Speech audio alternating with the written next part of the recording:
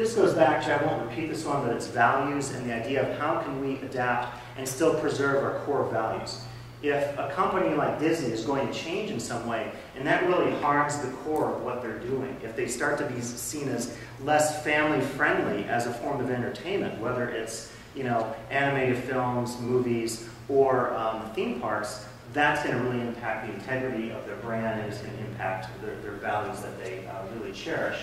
8 is quite related to that, the idea of tradition.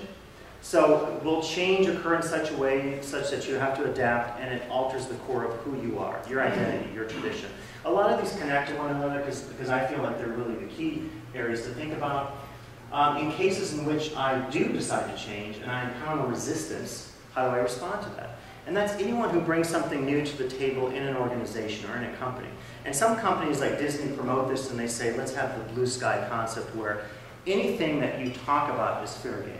I was at a workshop once and someone said they were going to develop a new ride, and one of the conversations was there a way to warp the time and space, the physics of a room, such that you could actually affect the gravitational forces for the guests? And that may not have happened, but they allowed themselves to think really outside the box with that blue sky concept.